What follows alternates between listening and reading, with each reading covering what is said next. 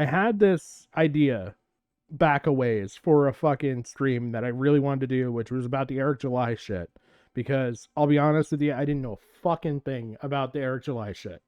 Um, all I knew is that he fought with Vito and uh Dick Masterson, and now there's also a drama. I wouldn't say it's recent; it's old by this point. But there's also drama with EVS, who I didn't even know what the fuck EVS was, but now we through the Nick Rakieta stuff, we know who EVS is. We know who a couple people actually involved in this story are now. And the odd one out is actually Eric July. We don't know anything about this dude. So I thought it was a pretty opportune time. And then on top of it, there is some recent fucking news that just happened. Unfortunately for you, because it's one of my streams, you're not going to get to hear the recent shit until basically the end of the stream. But I will give you a pretty damn good in-depth understanding of Eric July, and I walked away from this like I thought it was a pretty good. It's got a lot of good little blood sporty type moments in it. I wouldn't say they're like true blood sports. Like this is there's it's not like blood sports in like the respect of like the older meaning of the term. This would be like actual like intelligent fighting, I guess would be a good way to call it. It's not like bring facts, go on for hours and shit like that. Thank God. But a lot of it's some pretty good blood sports, some pretty good battles with some pretty knowledgeable people who are headstrong on their positions. So that's at least interesting. You got Eric July on one side who will meet, and then you've got Dick Masterson, EVS, and Vito Giswaldi on the other side. The funny thing is that EVS, the guy that I really had a fucking problem with at the last stream, actually switched sides. EVS actually was on Team Eric July at one point, and he changes over to Team Dick and Vito. So it's going to be interesting. I've got a couple different things. So we got just a few videos compared to some of my playlists. This is not bad. But we do have Nick Rakieta in here too, which is going to be kind of fun. So, and these are prior to Nick's like really hard drunk streams, so he's actually mildly coherent. So it's going to be pretty fucking fun, I think. So I'm going to start this, and this video we're not going to play the whole thing because I want to watch the actual review that we're going to get into. But this gives a little bit of good pretense going into this, as far as like this is what set everything off. This was kind of your powder keg moment, okay? For those that don't know, just to give a quick like rundown, Dick Masterson's the guy on the left, and Vito Giswaldi, or Vito's got other nicknames that are synonymous in the community, which I won't label him with here. I'll try and remain mostly unbiased. I don't like these two gentlemen per se. I don't agree with their humor, some of their logic. Some of their logic I do agree with. It depends on the point that they're trying to argue. So call me fucking flip-floppy if you want. I don't give a fuck. But yeah, otherwise I'm not really a big fan of Dax. Also also Dick Masterson, either way. But yeah, Dax has also got a couple synonymous is the word I'm looking for. Synonymous nicknames in the community. So we'll probably hear a couple of those later on. But yeah, so the beginning of the Eric July and Vito and Dick Masterson, biggest problem in the universe is their show drama, right? So Eric July has a comic. Eric July takes this comic and he puts it on crowdfunding, right? Vito is kind of paying attention to this because Vito is also in this niche indie comic sphere. Vito is not really one way or the other about Eric, but when Eric finally starts pushing out copies of his book, he gets one, and he basically says, this is a shit comic. And he's basically going on and on one show to Dick Masterson about all this. Well, Dick Masterson basically tells fucking Vito to shut the fuck up or whatever. And so he kind of eventually gets pushed into reviewing this comic. And I kind of want to get into that part because that's what happens here. All right, we'll start from here. So Vito at this point has told Dick about this comic and told him it's garbage. And you're gonna hear kind of Dick's position and what happens right now. Miss now. I'm gonna hit the button so I'm on the other side. You can see everything. This button. Go. This is what essentially started everything. 2 weeks ago, May 20th, 10 days ago. So this is literally just over a year old. As of this recording.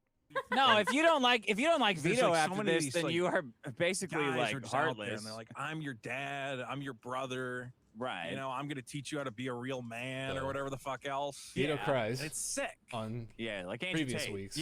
Podcast. But then I worry that I'm like, well, like. Okay. But since they're talking about bullshit right here, I can pause real quick. One thing I forgot to put in, a big, impactful thing to this, okay? We're going to say that there's obviously two sides of the American political sphere. You got your left and you got your right, right? Well, on your left, political left, you've got your liberals, your more democratic side, right? On your right, you've got Republicans and all that. So, and then you've got a middle section that's kind of gray area. There's a lot of weird shit that happens with that gray area. But we're going to focus a little bit in that gray area. So Vito is a left-leaning person. And Dick Masterson's probably more centralist or right-leaning. So they've got a little bit of conflicting views as it is, but they understand each other, they're friends, whatever. Well, Vito is considered the woke side of this whole comic shit, right? So the creation of this comic by Eric July that he crowdfunded, he got made and everything else, is that it's an anti-woke comic. So you would think, okay, it's far right. He's actually a libertarian, which would fall more towards right of center if you really want to go into it. So he's got some more right-leaning views, but he is not like a Republican, not even a classical Republican. He's very much kind of more central lying. You know, he's going to agree with stuff on one side and agree with stuff on the other. For a really brief way to say this, okay? Okay, so we got that. So Eric July is making this comic. It's going to be an anti-woke comic. Vito is on the woke side of things. We are still in Comicsgate at this point. This is only a year ago. Comicsgate is still kind of going on. But this actually kind of plays into some of that. Am I doing that subconsciously?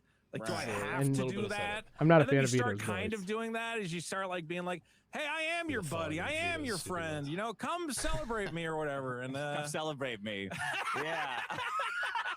Isn't And that like like is he talking about like being a quote unquote influencer? Yeah, Is that he's what talking about okay. parasocial relationships. Oh my Oh god. dear. Yeah. Okay.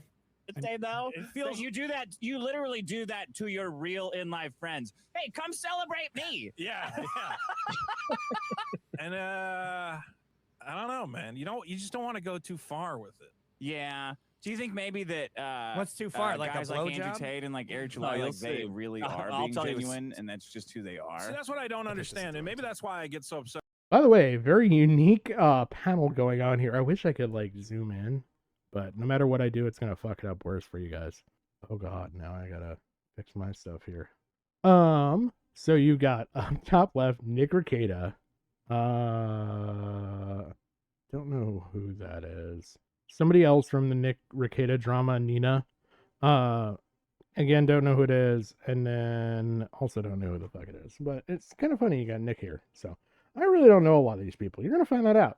A lot of these people that I don't know aren't really necessary to the fucking drama, so it doesn't fucking matter. So like Eric July is this whole like, we're gonna win. You guys are all part of this thing I'm building. This is our company. Yeah, it's not gonna work. Yeah, where with me, I'm like, this is my comic. I made it. Like, I love you guys. Yeah. You're not like. So this is really going a into part- I don't talking know. about Eric doing I get what Vito's trying to say here. It's like Eric's going deep into like, we will win. I appreciate that sentiment. I hope we, as like the Iron Age new creators coming up, which I don't think he's going that deep with it. I think he's saying we, as in the anti-woke side of things, will win is what he wants, versus Vito, again, who would be the more woke side of stuff. not. I appreciate Those lunchboxes and stuff. technically, you know, the customer is just a customer in sense. There's That's people what, like you. kind of what Vito's saying. Even though it's here. a dumb idea. I guess the whole thing of like crowdfunding is like the constant messaging of like, this is our journey. We're in it together. Kickstarter should put this in their testimonials of you having a fucking meltdown. But it is like it is though. Eric July's building like that's the whole message is he's selling an alternative economy, right? Like that's Yeah, but his comic sucks. Oh, it's Dick $3 down the million. bottom left. Who cares Okay. Context: Dick is not reviewed ISOM at this point. if it sucks? I mean, Does it? Have you read it? I haven't read it. No, I'm Nina not. I'm just asks, accepting the have you premise read that it? if it No, does I'm suck, it asking doesn't Dick. matter. Have you read the comic book? I looked at it. So you didn't read it, but That's you all that think it matters. sucks? It's the picture. Yeah. You know what? If it's good, Nina, so funny. shoot me in the head. I'm with. Okay. No, I just feel like mean, you should. No, I don't know maybe if you maybe can- that Eddie Murphy and Seth Rogen movie is great. Oh wow, I haven't seen it. How could I possibly? Maybe Indiana Jones 7 is good. Yeah, It's also I'm great fucking voice. retarded. Maybe it's fucking great. It's like, again, love as this is just new stuff. Still talking about here.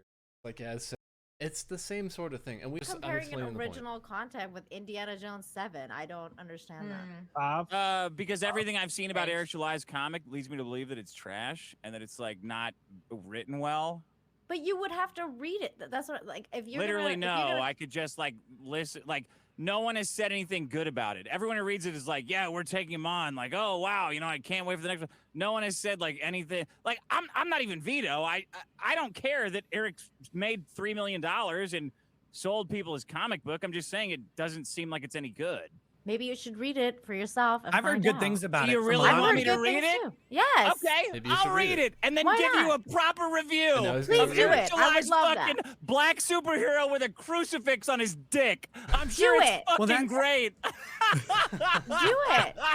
Eric July had raised $3 whatever million through the crowdfunding and some sales for his actual comic here. So I don't know whether that's gross sales or whether that's net sales. So it could be that his expenses have not been taken out of that, like shipping, the cost of actually manufacturing the comic, the publication, the artists, all of that stuff may not have come out of that money. But I don't know. It doesn't really play really majorly into this drama. Then you would have Okay. a valid opinion, though. 'cause No, then I you actually, this opinion is perfectly valid. It looks like How? a scam. How is it valid? Yeah. What's good about it? What's his superpower? What's his slogan? Give me the log line. I don't know. I haven't Give me read the it. commercial. Come on, So Nina hasn't read it. This is part of the examples, guys. I'm sent out to help bring their Nina's staunch, but she hasn't read it either. How does she know? That's context there. Let's move on to From that video, Dick is getting pressure from his friends and everything else. And he's getting told to review this comic. When he palmed through it really quick when he got the copy from Vito, Vito's telling him, yeah, it's a shit comic. And no, I don't need a new setup. I'm just fucking out of it. Because I've been sick all week, so I'm just fucking off. The fuck is Ron Jeremy on screen for? Oh man. Anyway, he's getting told to review this comic, and so he palms through it. He's like, yeah, great, it's a shitty comic. And Vito's like, yeah, it's a shit comic, it's a shit comic. And so he's like, okay. He's getting pressured by his friends and whatnot. He's like, I'll review it. So when he goes to review it, he goes to review it with a specific mindset. And I don't necessarily agree with his mindset that he's going to review it with. Now, Dick is, I wouldn't say a Hollywood socialite, but he's been in like the actual, like that side of the business, the more like production side of the business, Hollywood-esque type stuff. I don't know what he's done. I don't know if he's just done writing. That's kind of what he's labeled as when you look him up. Is that he's a writer. So I don't know how much he's been involved in all facets of this, but he's like, I'm going to give it a literary critique. Not necessarily the thing I would do with any given comic, because comics, the way you got to kind of look at it is comics are that like missing link between like a television like or movie experience and a book. They're not as plain as books. You don't need to engage as much actual imagination and generating like through literary text like actual environments and everything in the reader's mind. You're not having to do all that. You actually have a shortcut with the on page stuff, right? And then it's not quite a movie because it's not fluid. It's not multiple pictures laid out. You know, pictures worth 1,000 words, so to speak. You're only getting, say, I don't know, 15, 20 cells per page. So you're watching a very, very, very, like, call it, I don't know. God, it could in some instances be like 1 frame per day. As little as that. Like, it's not necessarily like a constant thing. And then you have the story flowing you along from like area to area, right? That's kind of where I view comics. So when he comes in, he's going to review it kind of as a literary author, so to speak. Again, if you look up Dick Masterson, he's actually labeled as an author, okay? So that's where I disagree with what he's about to do. But I'll let you guys judge on whether you think his critiques here are valid. Obviously, I'm not going to pull up the thing. It's been up. It's available. You could find it, or you could pay Eric July, which is what I'd probably recommend, to get access to his stuff, to view it on your own, just like you would as an upstanding fucking person, I guess. But yeah. And welcome to the biggest problem in the universe. Let's do this thing. You know what else? Fascinating. You know what else is tough about making choices? What's tough, Dick? If you're making a superhero comic, you should choose what powers.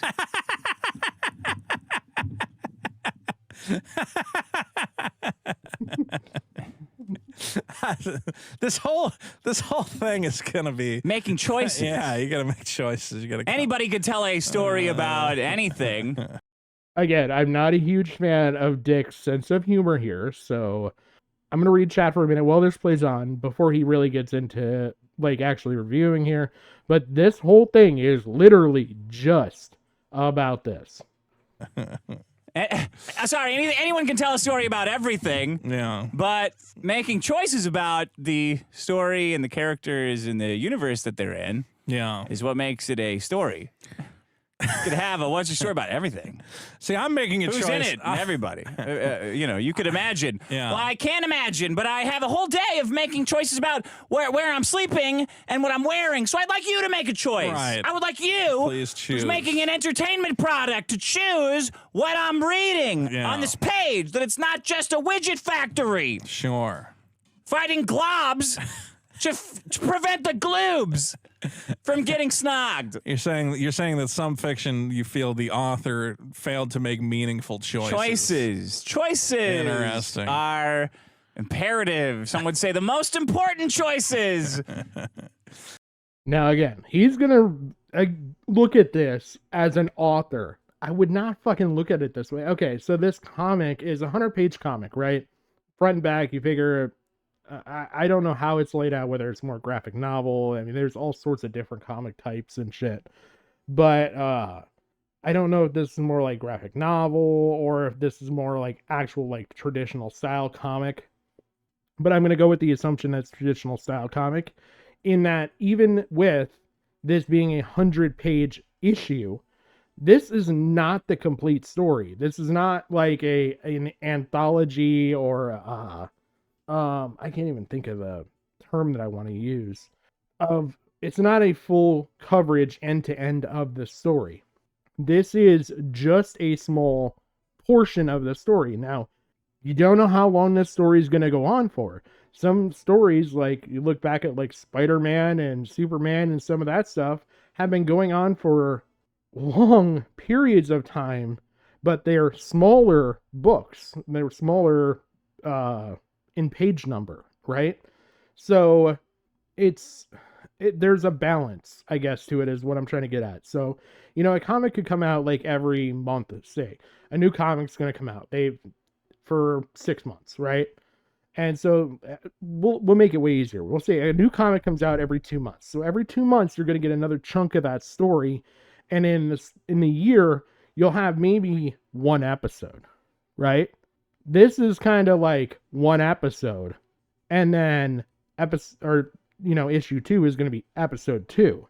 Well, when you look at even like a show on TV, like in the first episode, you get some sense for what's going on, but not every fucking thing is cut dry 3-act stuff, which is what he's going to talk here, where you've got an opening act, kind of I forget what the actual term is for it, but your act 2, which is kind of like the beef of your story, and then your finale, right? So you're building characters, you have the heart of your story, and then your ending, right? It's not going to be that simple. Now, it might be there's something small taken care of in that span of time, like a task might get taken care of, but not the whole story. So I would keep that in mind. That's how I looked at it when I went into all this. In a narrative. See, I'm making a choice because a certain group of comic professionals were like, "Hey, Vito, Yeah. stop picking on Eric July. Yeah, I know. Yeah. Okay, well, I don't care about comics. I don't care about comics. I don't fucking care about how. No, I'll tell you. Like comics. You've read comics. Yeah, I love good ones. Yeah, there's lots of great comics. Yeah. I mean, I'm a guy. I like them.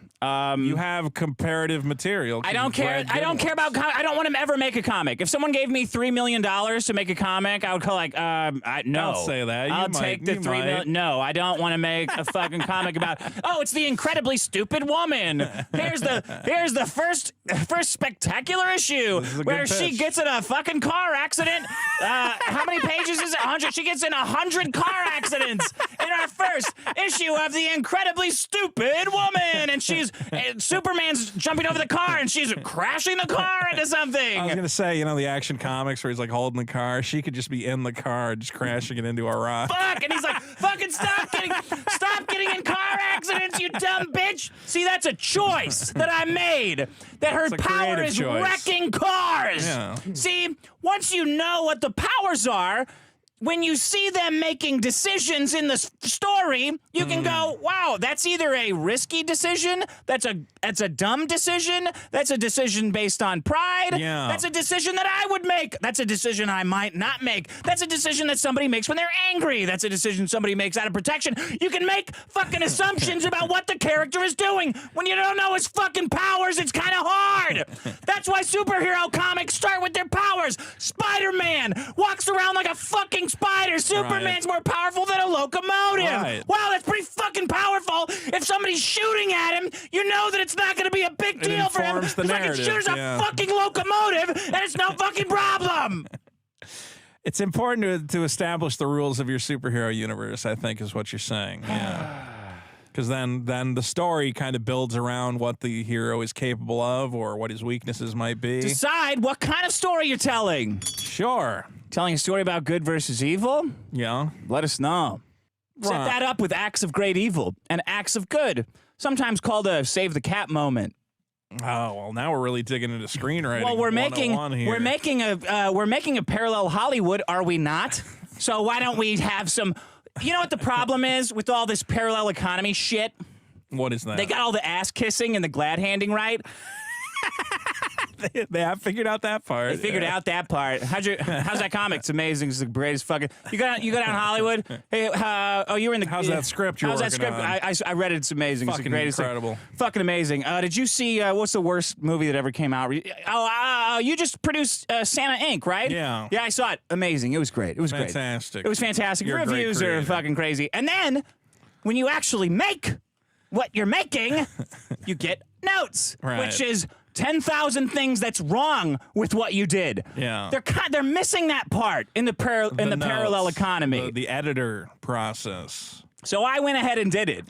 Well. Okay? Might be a little, I don't know if this will be entertaining. Well, maybe this could inform future. It's not going to be a little late because you guys need to fucking do this. You guys need to fucking do this. You've got thousands of people telling you that what you did is great, and it's fucking not, and it did not go through. 40,000 copies got sold, right? It did not go through this process. Look, the entire. I'm gonna paraphrase you. You tell me if I'm wrong. Okay. Your issue is Eric July. People are saying we're gonna topple Hollywood with our independence, right? We're gonna make our own thing, make our own art. Yes. Topple Hollywood. Yes. Okay, that's great. Love it. I love the marketing campaign, right? Great marketing. I do. I've always said I love the marketing campaign. I've contributed to that. I think I have similar marketing that I think the mainstream needs a wake-up call from the independent sphere. Yes. You got all this money. Wow, awesome. And then what did you do? You like took your idea and you got people to like help you chisel it down and whittle it down and perfect it into like the perfect $3 million idea so you would make like $1 billion idea, right? No. You just kind of did whatever. And everybody's saying it's great because they have to, because they want to shill their shit. Yeah. Yeah, this is not a ISOM is not a $3 million comic. It's not a $10,000 comic. Because the story was not fucking edited. And I have it all. Go ahead, what were you gonna say? I just know that if I don't fact check certain things, everyone's gonna complain. So I will say that it was written and completed before he raised any money. So That, I think, is a key point here, and I feel like, ironically enough, Dick did not know this going into this, because right here you're going to see where it kind of changes a little bit, not much. In the grand scheme of things, he's already wrote this, they've already planned a show, whatever. They're going to do it at this point. They're going to rip this shit apart. But watch what he says next. It's interesting to me. oh, you can say that the money was raised afterwards and therefore he couldn't pay for editors or whatever. What, was it already manufactured? No, it wasn't at the printer yet, but it was like, this was like a pre-order campaign. Yeah. And then that will tell them how many they need to print. Okay, well, this is missing either way. Which you don't have to do. That's part of why crowdfunding exists, is you can crowdfund it ahead of time. Yeah. And then Which is what Vito has done. Vito is also writing a comic, like I said, in all of this. He's producing a comic. I'll just put it that way. I don't know how much he's writing or doing art for it or what he's contracting out, but whatever. He is producing a comic, right? So he's crowdfunding, as far as I know, before he started the comic and during working on the comic. if you get a bunch of money, like, oh, wow, well, now I can make it way better than it was going to be. I can pay someone to edit this. Yeah. And tell me what's wrong with the story, which I will do now. I mean, you should have done that regardless of how much money you raised, which maybe you did, and maybe you just didn't get a great editor. Okay. Dick, take it away.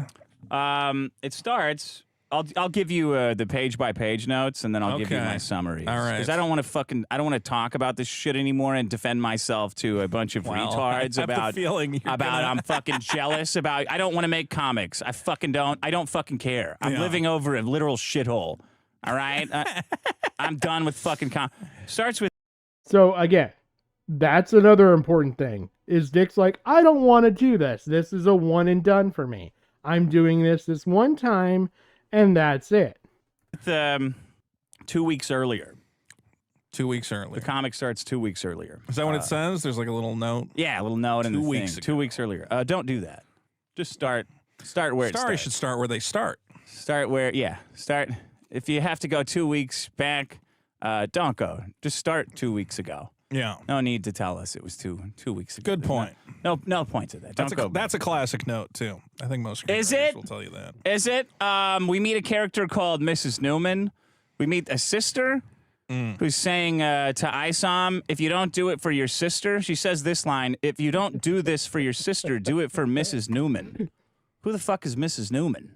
See, as a reader, I know who my family is. Right. Right? Like, I understand the difference. I understand that family's important and that if anybody's doing something for anybody, it's going to be for a family member. Right. Not for Newman from Seinfeld. I don't. If my sister ever called me up and said, don't do it for me, do it for Newman from Seinfeld, I'd go like, well, I know you. Yeah. I love you. Right? Was Mrs. Newman revealed in the script, in the plot? It's been a while. Funny enough, no. Really? No, Mrs. Newman there's no hello, Jerry moment. We meet Isom, and that's when the internal monologue starts. Now, if we're going 2 weeks ago in the beginning of the book, I just start the monologue there. Why not? If we're seeing things from the point of view of a hero who's going to be talking to himself the whole time, which doesn't always happen or need to happen, but it's fine, right? Go ahead and start it at the beginning. Yeah. Ease us in. Yeah. Right? There's a lot of names after that. We meet Alpha Core. Well, Isam's been tasked with finding this girl, right? Yeah. So he goes to Jasmine. find Jasmine. He's called in from a farm somewhere. I think it's a farm. I don't know. It's somewhere. He has his farm. He has a farm. He hates the city. And his sister calls him and says, come back to the city to find Jasmine for Mrs. Newman. Jasmine is a friend of the family. Now, I feel like they're being like a bit of poisoning the fucking well here. They're like, what's the fucking word I want to choose? They're just being like obtuse, deliberately obtuse about this whole fucking thing. They're nitpicking little fucking things. Again, Dick is looking at this from a literary novel point of view. Well, literary novel point of view, you're having settings and everything are going to be your first things flowing into a novel. This takes place in 18th century England, in the countryside of the North Country and all that. Like, that's going to be a certain type of thing versus 2065 in the future on a distant planet that's a gas giant where people have to live in small bubbles. Like, that kind of stuff sets up like beginning things and will also establish assumptions when you're reading through, because now you're generating that picture. Technically, I mean, there are people that literally don't, but that's a whole nother thing. There are people that literally only read the words on the page and they're like, okay, they just don't have an active imagination like that. It's nothing wrong with them. It's just they are different. But there's a lot different setup and things. The way things move in a comic moves a lot differently. Now he's telling us this. He's not going to show us a single cell through this whole thing, probably for copyright reasons, but he's not going to show us anything. So, there could be a lot happening on the page visually. So even when he says, well, the thing starts with 2 weeks ago. Okay, well, it could be opening into a fight scene in the middle of an alley with him fighting an unknown person is fighting an unknown person. And he goes into swing and then it starts with this monologue. I mean, there's different setup here. So to say it initially starts with 2 weeks ago, yeah, it could start out, the first cell is 2 weeks ago, but I highly doubt it. That seems like such an obvious mistake to make that I doubt he was that poor of a writer to sell as much as he sold and made that big of an opening mistake. Mm-hmm. Then we meet something called an Alpha Corps, which is just the super police. Yeah. Who are back, and they seem to be bad guys, but we don't know why. They're cops, so I don't like them. Yeah. But they're like super cops. They're super cops. So it seems like there's some kind of a super antagonism being set in this universe. But at the very beginning, 2 weeks earlier, they said we don't need Alpha Corps anymore. Yeah, that was the mayor saying that, or the cops? I guess it was the mayor. I don't know, because none of this is ever written in the fucking comic. Well, what if I told you there's going to be an Alpha Corps spin-off series? How do you feel about that? I have no way to feel about it because I don't know if they're good guys or bad. There's a million ways to be gray morally, and none of them are decided on in this book. There's a lot of exposition. Now we meet the main bad guy called Darren. Darren. And I only know he's the bad guy because looks like the bad guy. Right? Well, he talks. Because Isan says Darren like must know about this. Yeah, he's like a missing gang girl. guy. I'm going to go see what's up. And Isan and Darren have some sort of history. Well, isn't that kind of intriguing? Yeah. It's weird, their exchange of... They used to be friends, it seems. Yeah, usually... So when he meets Darren, Darren tells him who he is, which you would think would be the other way. If you're going to introduce characters... Isan should identify Darren. The guy that's brand new. Yeah. And that when the sister was talking to Isan, she should tell him who he is. You always said you would, like all of these things you can easily do to introduce characters, right? Yeah. This is your sister. You always said you would do anything for me. You'd do anything for me. Your sister. Yeah, you've always been the kind of guy who blank. So this is like simple stuff, right? Yeah. Then when he meets Darren, he goes, you've always said you would do bad stuff to be rich. Right? Yeah. And you can change it a little bit, but instead it's the other fucking way around. And then we have what's the end of the book, in my opinion, is Isom murders a security guard. Right. When he gets kicked out of the nightclub that Darren runs. Darren says, get this guy out of here. He's asking me about a girl. I don't know anything about this fucking girl. Right. Get him out of here. Get out of my club, Isom please. grabs him and punches through his stomach. That's the big guy, right? The big No, that's just guy? an old black guy. Oh, that guy? He Yeah. punches and kills. I say, well, that's a bad guy. Yeah. That's a bad guy now. I know what a bad guy does. That's bad guy stuff. When you get kicked out of a Well, place. it's the evil guys, security guards, right? And so But that he's makes done- them evil. No, that's not. We're not going to make it too much farther here. This is supposed to be a page by page. Remember, there's 100 pages. This is only 30 minutes, and we're already 12 into it. Not how it works. Yeah. When the stormtroopers are shooting at Luke and Leia, they're shooting at them, and then they're shooting back and trying to get away. Right. You're not in a guy's house and goes, get this fucking guy out of here. And, all right, we're going to have to ask you to leave. Murder. That's murder, bro. Yeah. It's the opposite. So Isom's not so much of a good guy. Well, maybe that makes him like kind of an anti-hero, right? Maybe if all the guy had to do was say some shit to a woman. Yeah. No, Belinda, their camera location annoys the shit out of me, especially for how much Dick talks with his fucking hands, waving them around. Like, if you notice with me, you guys don't even see, like, my hand waving off camera. Like, I'll talk with my hands right now. I'm talking with my fucking hands, ironically enough. But, like, I'll talk with my hands, but you guys don't see that because, like, you're here to hear my opinion, mostly probably to see this stuff that I've put together for you, hopefully. I have no fucking clue. I don't know what their perspectives on stuff is. It could be two cameras off of something. Like, I don't know what they're doing, but it's just a shit fucking setup, in my opinion. As far as, like, they could have... Again, Vito takes up a lot of frame, too, so... Not like they got a whole lot of wiggle room. Sorry, no offense, Vito. Big guy to another big guy. You take up frame, buddy. Oh, man. I don't know. I don't think it's one panel per page. You know what? We'll look up. I don't mind doing a little bit of a side tangent for this. I don't know if this will tell me much about it. Here, we'll go on his webpage. Oh, God, that's bright as hell. That's why. There we go. Fix that. So, here, let's just play the video. One of the ill-advised arc, and it follows Avery Silman, who lives right outside of Flores Park, Texas, the place where he was born and raised. Now, Avery is what is known as an accept, which is what common folk in this area call special people. Years ago, shortly after he got his abilities, Avery decided to become a hero of sorts and adopted the moniker Isom. But a certain event had him come to the realization that this life wasn't for him. So now he lives on his own ranch outside of a very violent turn. Crap. I want to go back. That looked like a split cell. Yeah, right here. Boom. So no, it's multiple cells per page. I figured we'd see some layout of it. So yeah, it's multiple cells per page. So it's not like this is a one page on one side and then on the other side we've got like a wall of text and like one scene drawn. No, this is definitely more traditional comic style. So there.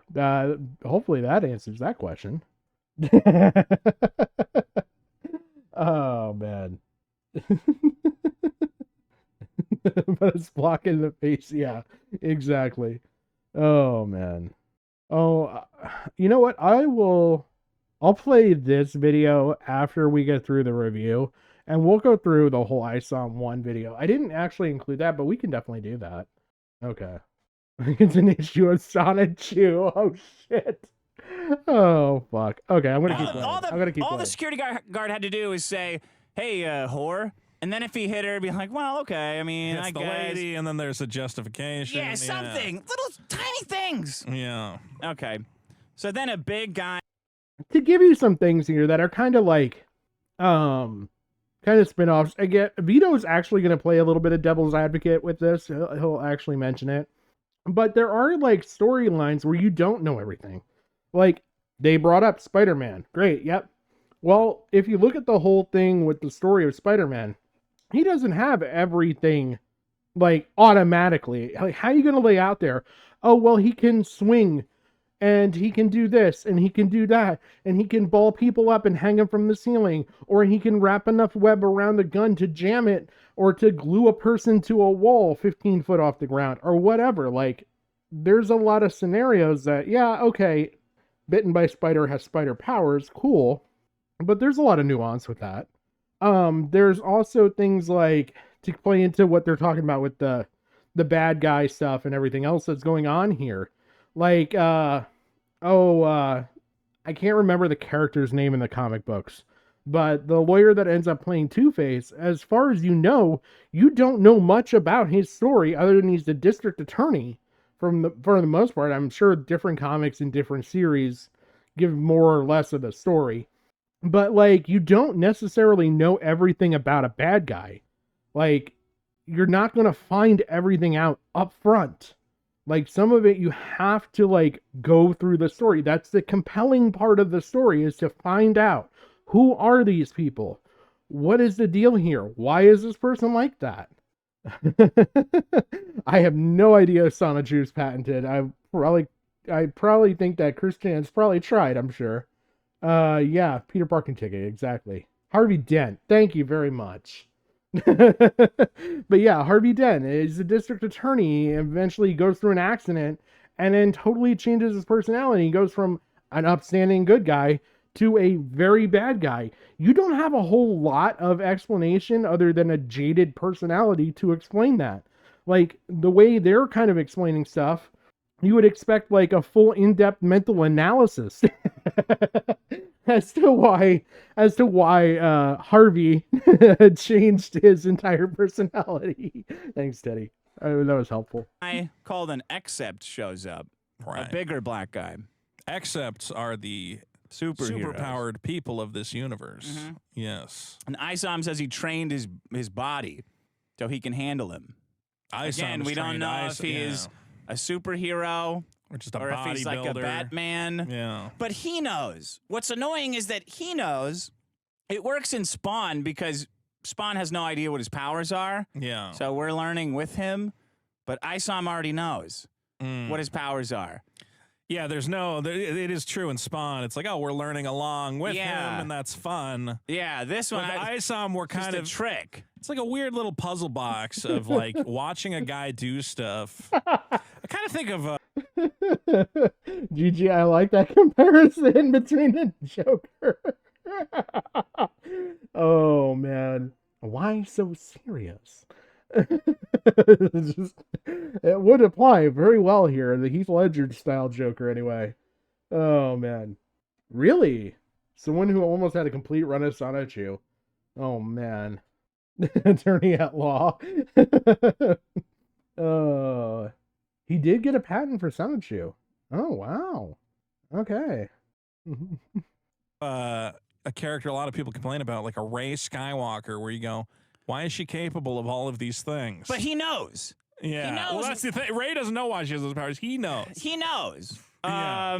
Which was infuriating for the audience. Yeah. Then it goes back to his farm where they don't even say what they're making. You they can just have say some resources. Of that. Yeah. You can have some mystery. They're selling widgets on the farm. Yeah. Go ahead, what were you saying? Well, I was going to say, you can have some mystery around a guy's powers, like he does a cool thing, and then you're like, we'll get to it later, maybe. But yeah. That's kind of like that's like the main hook. That's really, honestly, that's the whole hook of the book, is like, watch this guy do stuff and try to figure out why. And I'm not really going to tell you. It's not a story. Like, you got to wait till the next issue to find out what's going on. No, like, that's not good. I think if you get 100 pages to tell the origin story, tell me around page 30.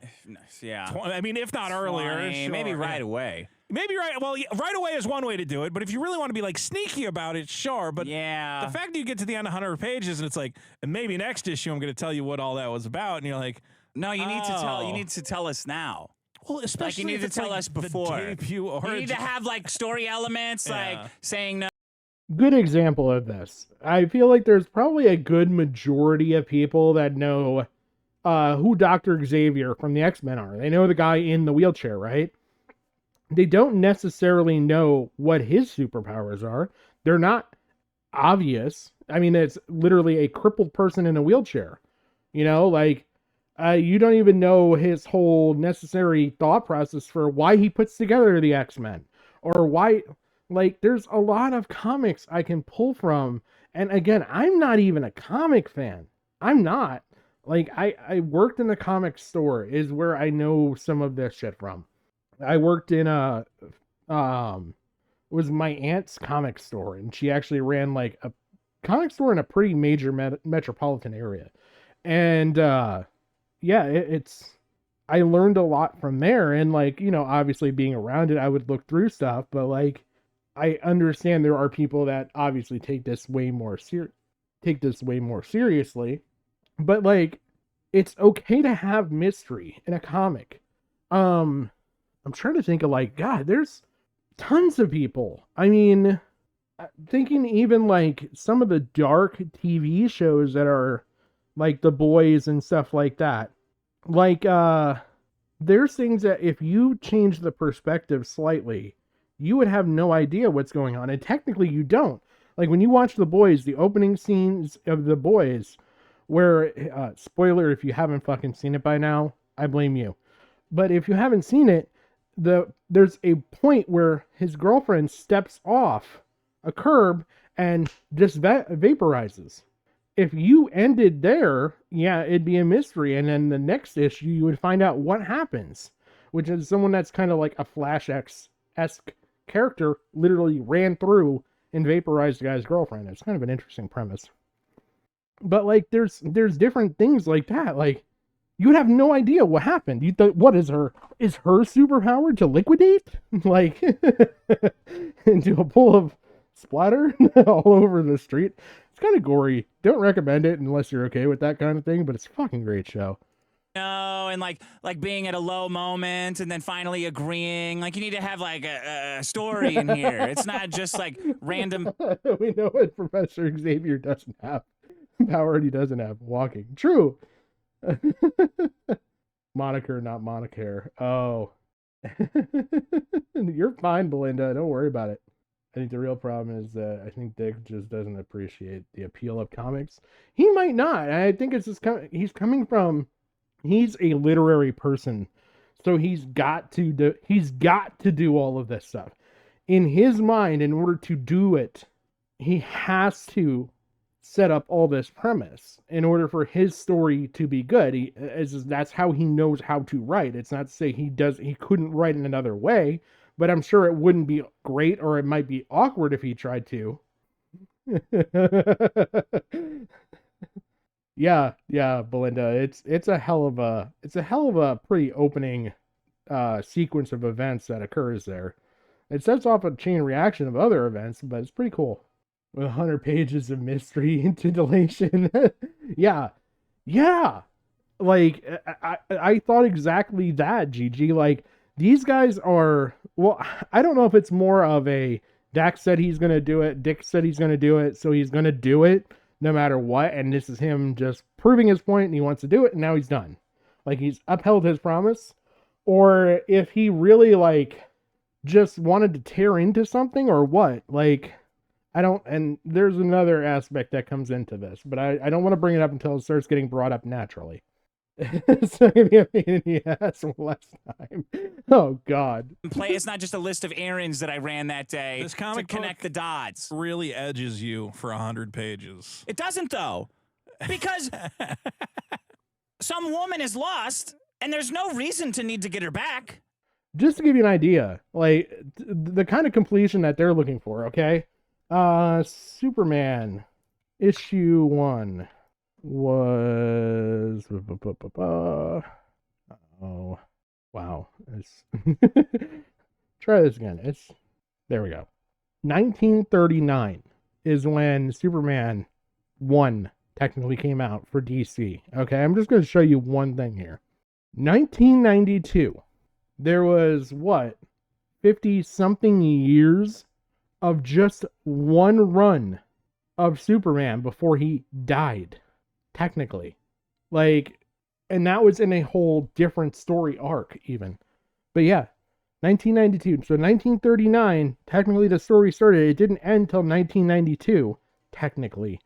But it obviously continues on and stuff. But like, that's just to give you an idea. There's not going to be a fucking finale. Like, you can't have 100 pages and have the whole story. What the fuck is he going to do for issue 2? Start with an entirely brand new character, entirely brand new premise, and do a whole thing, and then slowly put together like a fucking Justice League or fucking X-Men type fucking deal, and have each issue be an individual character story?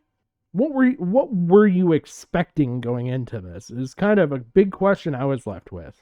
It's just a woman. They don't really explain. Nothing will happen if he doesn't, if he chooses not to do these things.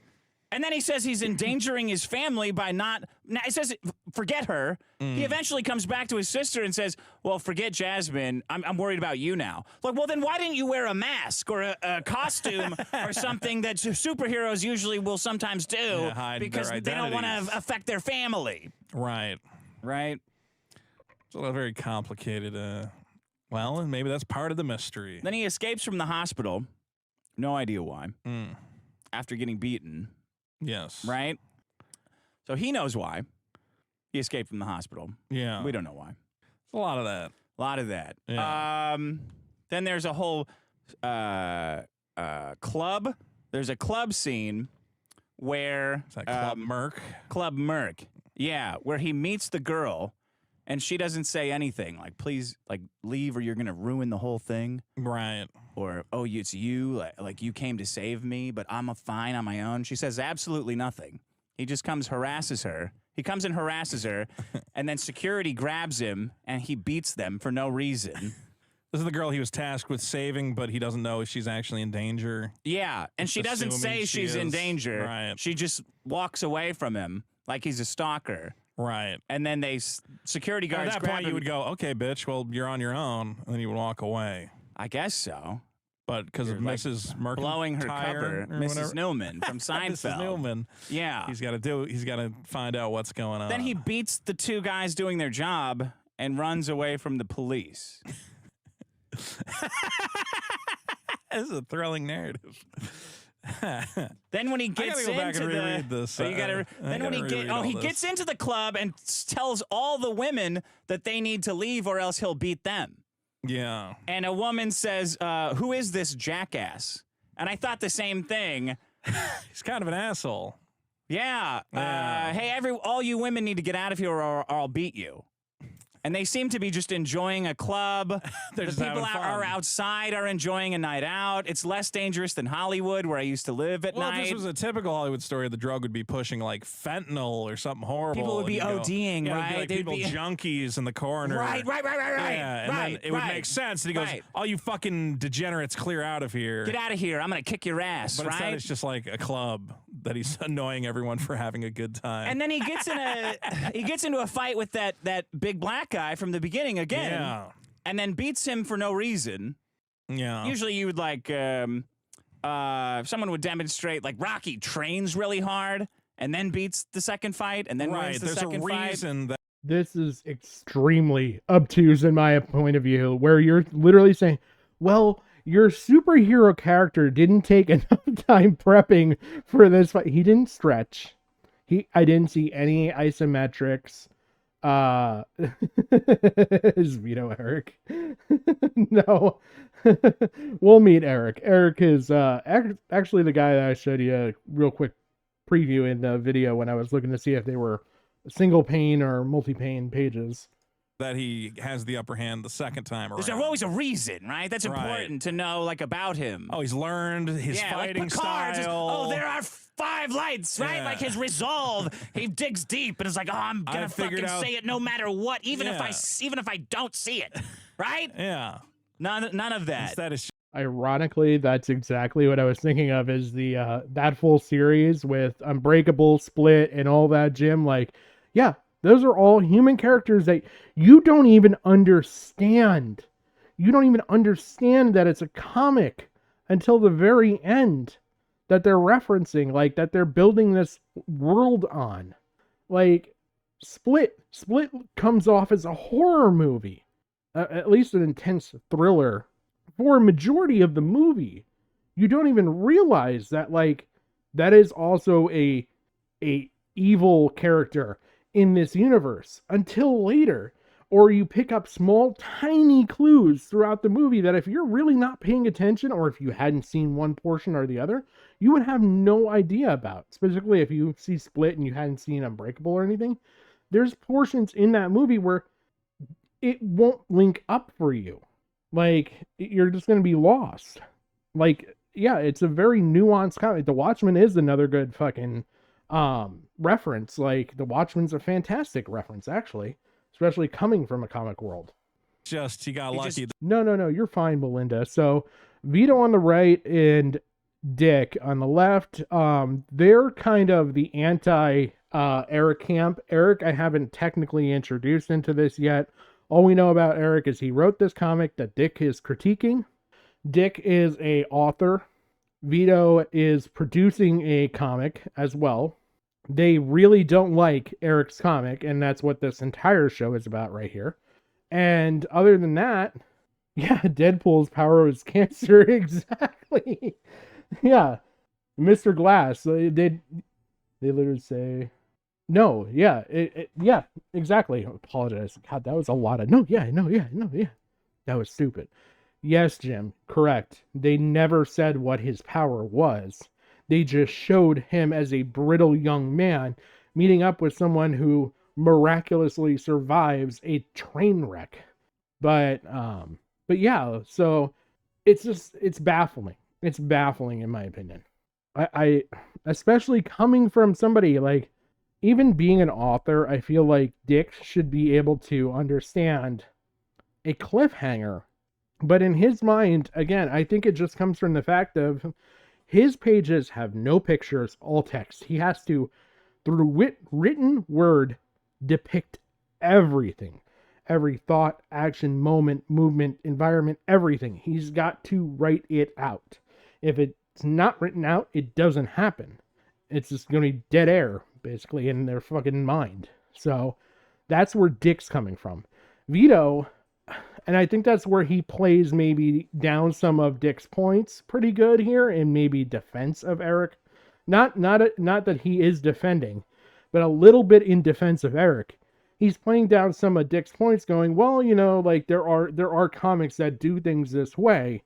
Yeah, he could have done it better, but like that's honestly their only critique so far, is he could have done it better. Dick is just being extremely obtuse.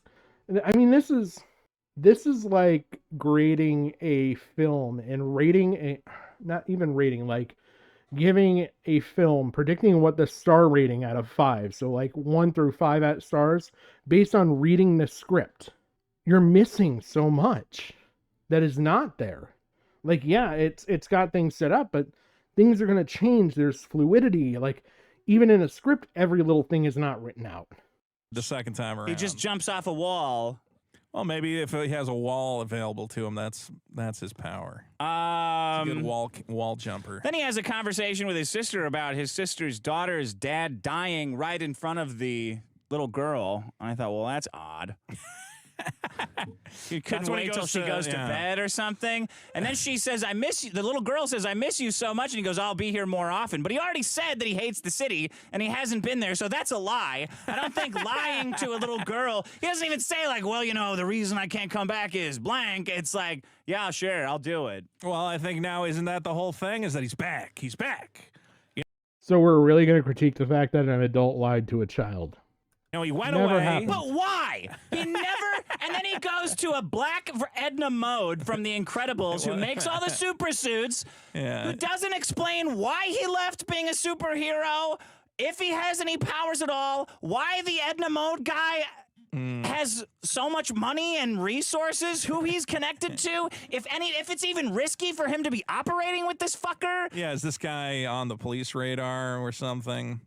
As somebody I was talking with, they said, you know what would have made this book great is if periodically there were like flashbacks to when he was like... No, don't say flashbacks. That would be bad. Well, if there was like some like occasional snippets or like maybe like old newspaper clippings or something, just like Here's what ISOM used to be. So you think it's a detective story too? Because I have it written here like Eddie Valiant. We know everything about Eddie Valiant in two fucking montages at the beginning of Roger Rabbit. Right. We know exactly what kind of guy he was. He lost his brother. He's an alcoholic. And based on what they are saying here, I get oh god, is it Hutch? Is that the freaking movie that I'm thinking of? No. And that's Hitch. This one. Hancock. It kind of strikes me as kind of a Hancock type thing with a flawed superhero type ideal that is going on. Like that's what I'm picking up from what they're talking about here. So to give you a reference, they're insinuating that based on reading this, that there's a past to this character that we don't know. I knew it was an H letter Will Smith movie. It was filed under H's in my brain. I think Eric's trying to write a detective story, but there's no history or like story at all to it. Like that's a very specific story. Yeah, and if you want, there's an appeal to the down on their luck character who got forced out of what they loved and, you know, had to retire early or whatever else. Yeah. But like, just show that. That would be people would say it. People would connect to the character like much quicker. I haven't been to the city since my wife was killed. Yeah. Oh wow, that sucks. Even if you don't even have to say since your wife was killed, you could just be like, I haven't been to the city since that day. And she goes like, I know what you're talking about. And you go, I get the sense that the only style of comic that these guys would enjoy, and like even then, like there's so much that like goes unexplained, and it's only through visual style that you would understand this. I mean, I'm sure if you read the comics that it's based on, but another comics movie to reference, I'm gonna have to pull this one off screen. Sin City. It would kind of be like a Sin City type thing.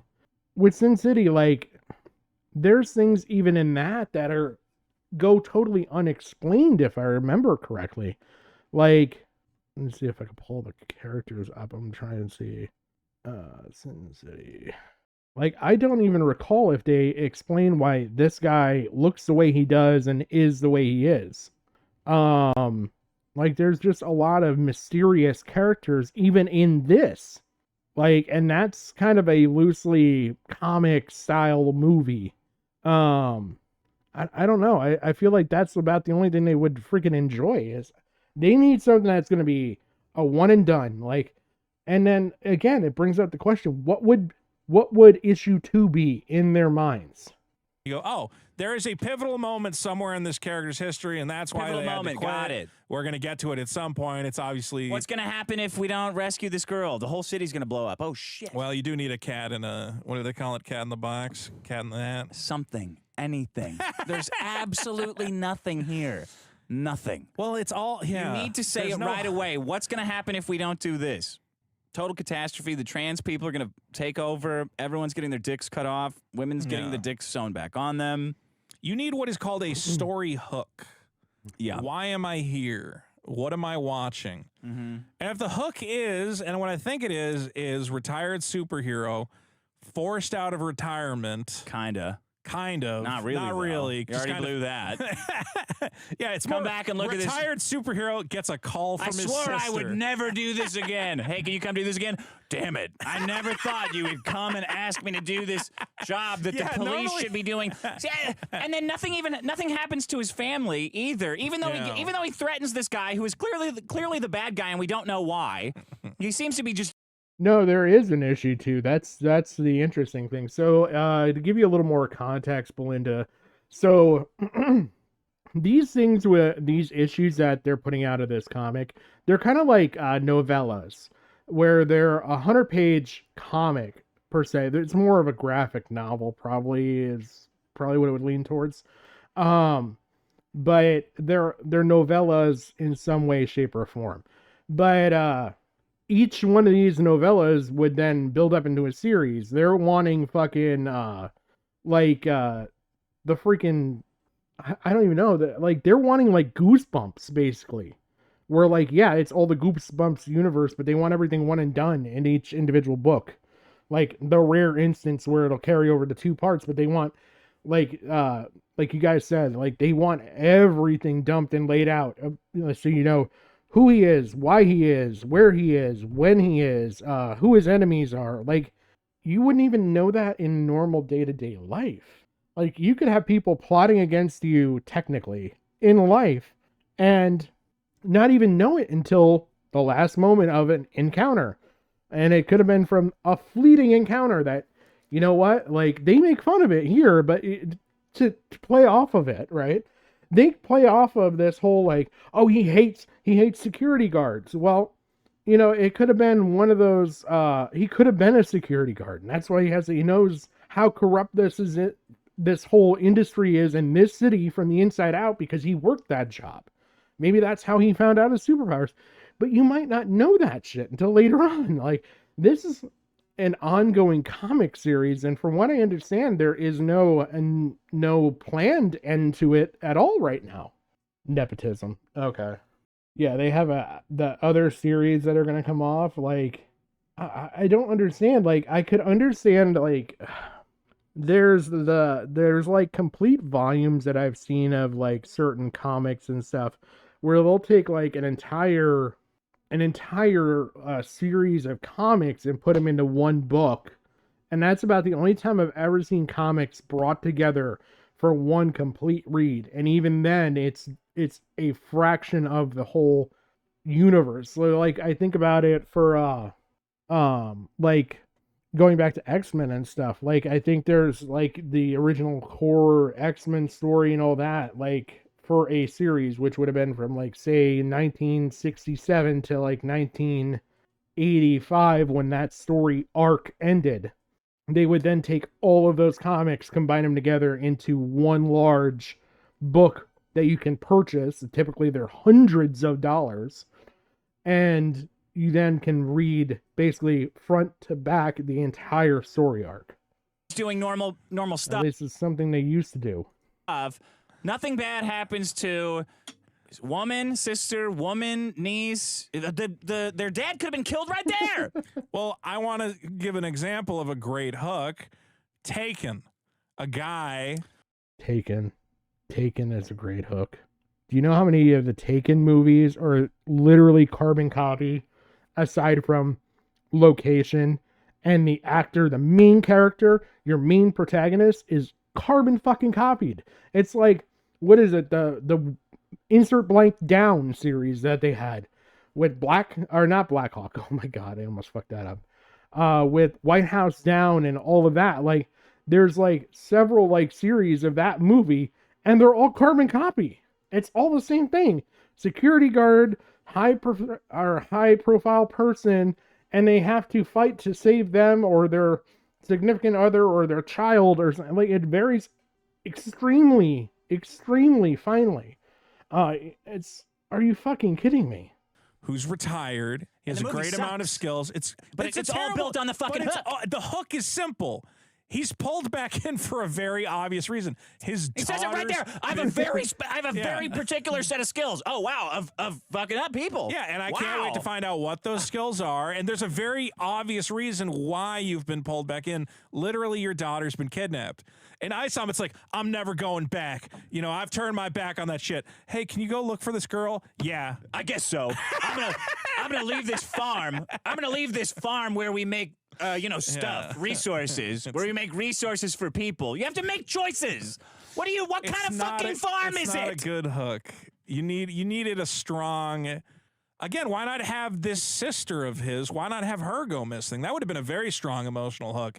If, hey, Isom, your sister has gone missing.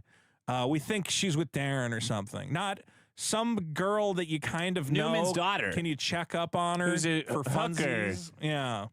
I mean, I guess it's supposed to be like realistic and grounded. It's like, oh, well, I guess we'll go take a look. But you're right. Why not? That's not realistic. My sister could not get me to pick her up from the airport. If my sister called me and said, "Can you go?"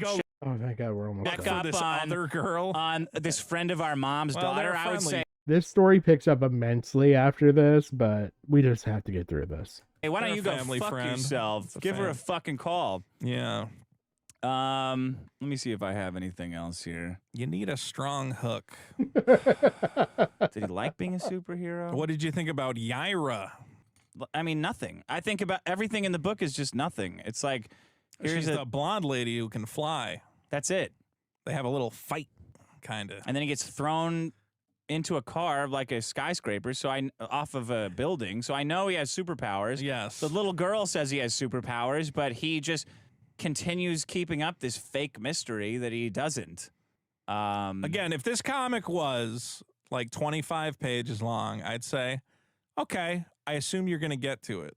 But 100 pages is really long to not. It doesn't give the matter if it's audience the first anything. one. It doesn't matter. There's no story. There's no Well, there is- Dark yeah, Knight. there's nothing. There's no false like savior. There's no sense of like, oh well, we finally beat that guy. Here we go. There's no fun and games to his character. It's fucking nothing. You guys need to really step up your game if you're going to take on Hollywood. That's it.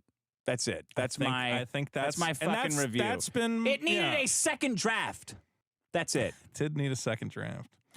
And don't make the same mistakes in the second one. And I guess, part of what drives me nuts, and I think it drives you nuts as well, is that there's a lot of these YouTube people who all day will say, this is great, and Hollywood is scared. They say Marvel is scared, DC is scared, ISOM's going to change the game, and you go, oh. This is what I think is the big underlying issue here. It has nothing to do with Dick. It has nothing really technically to, well, EVS is his own story. We'll call him a different little story plot line. All right. But here is your main plot. I'm going to let Vito say what he thinks this issue is here. And then I'm going to give you my input. So I'm going to go back real quick. Scared. They say Marvel is scared, DC is scared, ISOM's going to change the game, and you go, oh, what did you think of the plot and the characters? And some of them will go, well, I haven't read it yet. And you're like, okay. And then some of them have read it, and they go, it's a really solid first try. And you go, well, how are you going to take over Hollywood with a really solid first try? You're not. Yeah. I would have no problem with this if everybody just said, oh, I really appreciate what he's doing, and, I'm excited to see if he grows as a creator. It's the constant hype machine telling me this is the future of independent comics, where I go, well, if that's true, you guys are fucked. We're all fucked. Yeah. And I don't want, again, as a guy who's making independent comics, I don't like these guys going out and going like, hey, man, have you seen how great independent comics are getting? You got to read ISOM, and someone's going to read it, and they're going to go, you guys are all nuts. This is the best you have. Okay, I think I've got enough to give you a good idea here.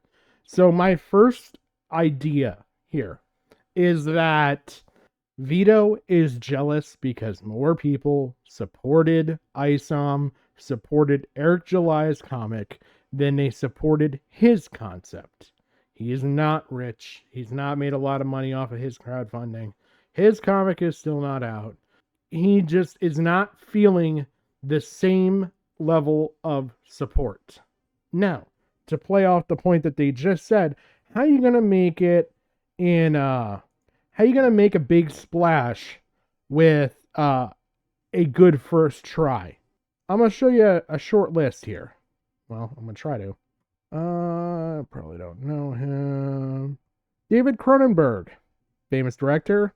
Joel Schumacher. David Fincher, Oliver Stone, extremely high ranking. Martin Campbell, M. Night Shyamalan, Edgar Wright, don't know him. James Cameron. Do you know what this list is? 10 great directors with terrible first movies. So their first movies weren't even a good first try. They were straight shit.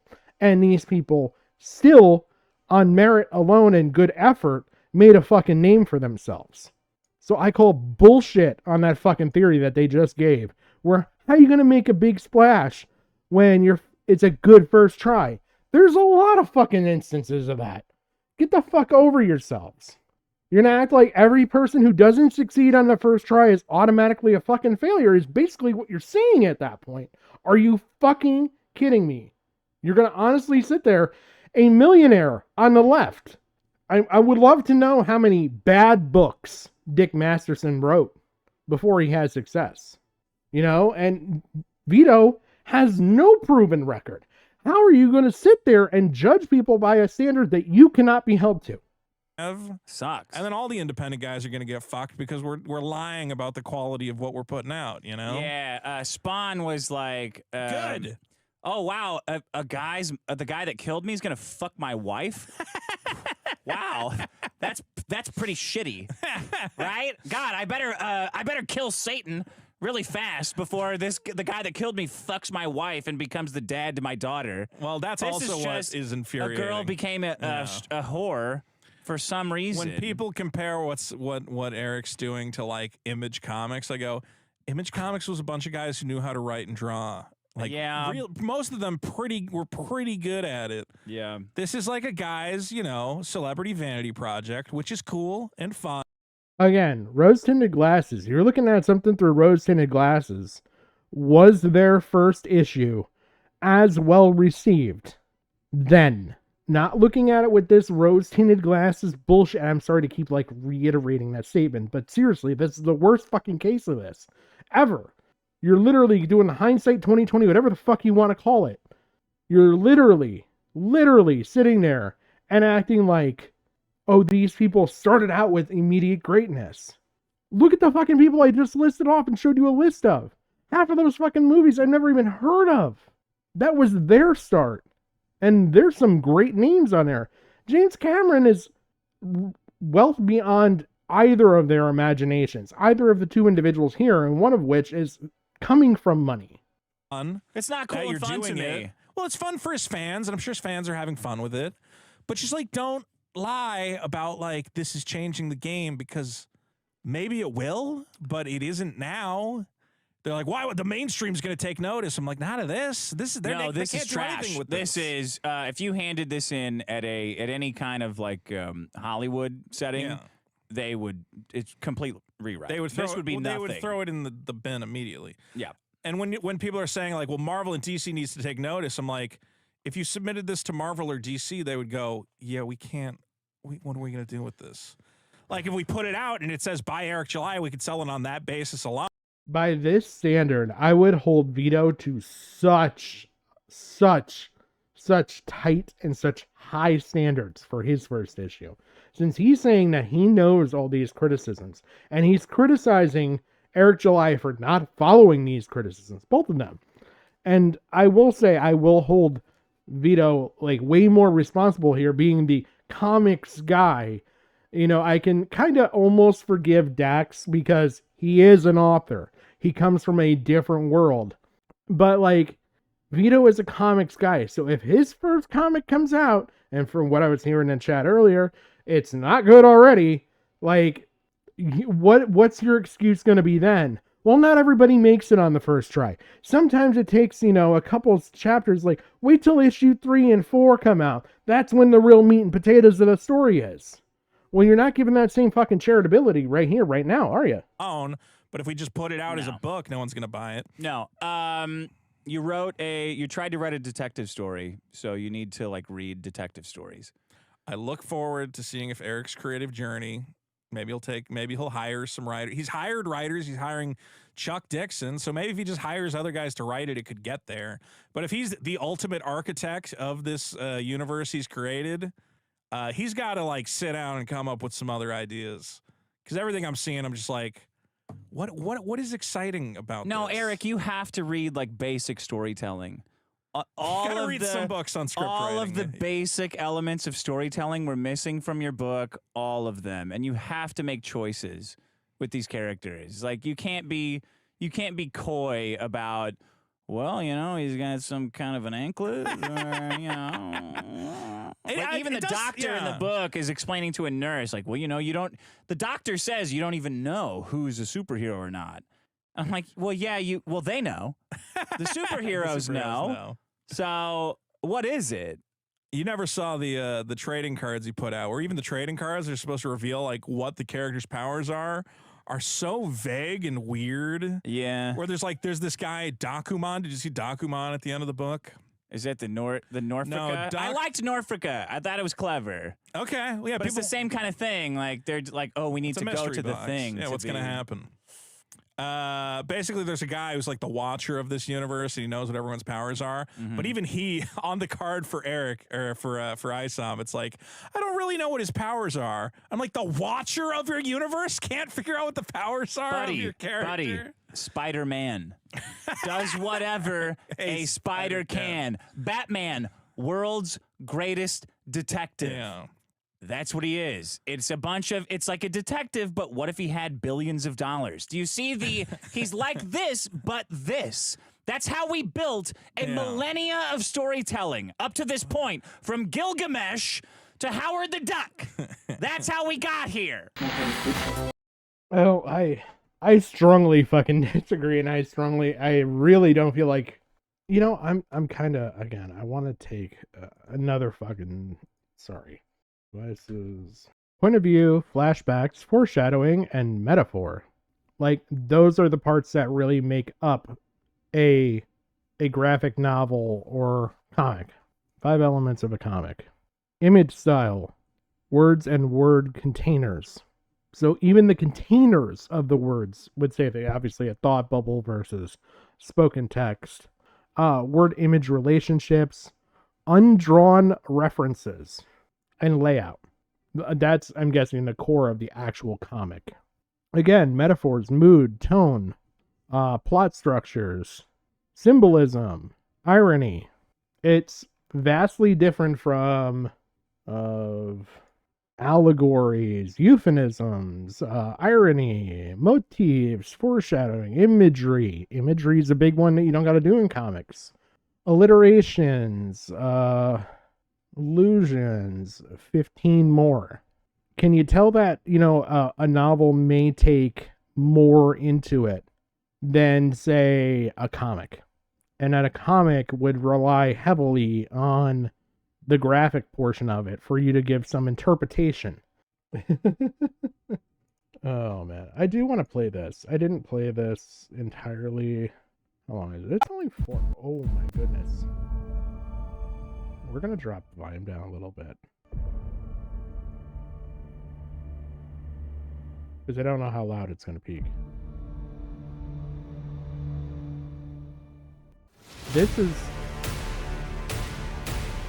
So the gentleman that you're about to see on screen is Eric July. Eric July is the creator of this comic.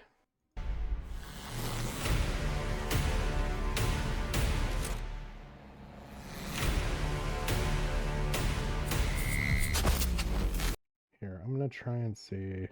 Are you going to let me? Boom. So I don't want to watch a tiny little window. I would much rather watch a larger window. Go back to tab.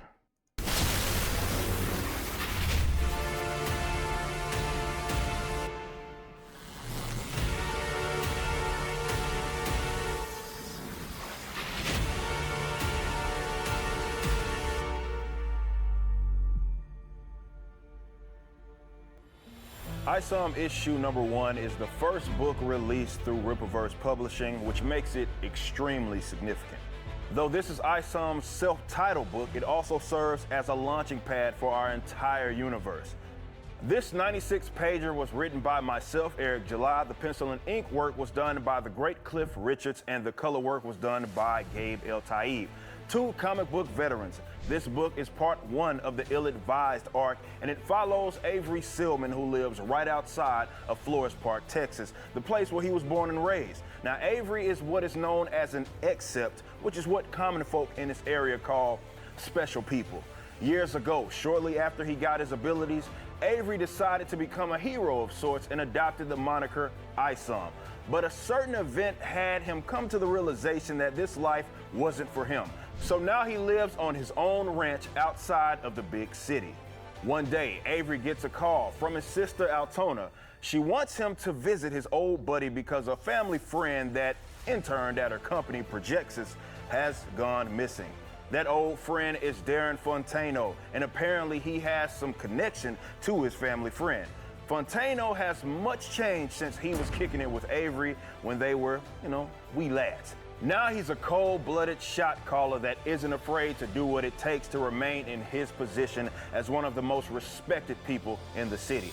This is a man that you do not want to cross. What was supposed to be a simple meetup with an old friend turns into the longest day of Avery's life. He runs into other excepts such as Santuan, Yaira, and the Alpha Court. And some of these altercations take a very violent turn considering his past with one of these characters. You can see why he tries to stay out of the city. Who is this family friend and what is their connection with Darren Fontano? How does this meeting between him and Avery turn out? And does he get the information that Altona needs? How does this impact the psyche of Avery, who went from a hero to a now blue-collar civilian? These are all questions that will be answered in ISOM issue number 1, which you can now pre-order at Rippaverse.com, along with some other limited edition merchandise items that will give you some more insight on the characters, such as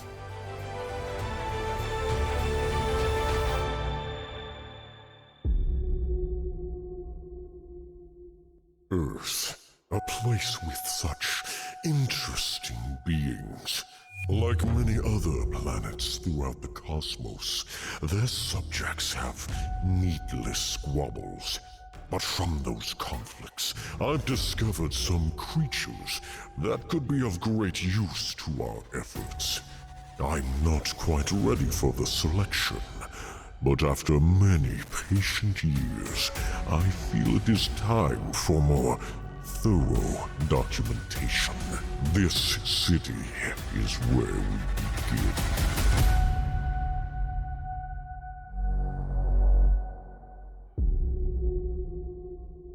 Yeah, I think this doesn't look like bad, so all right, well, I am going to now go.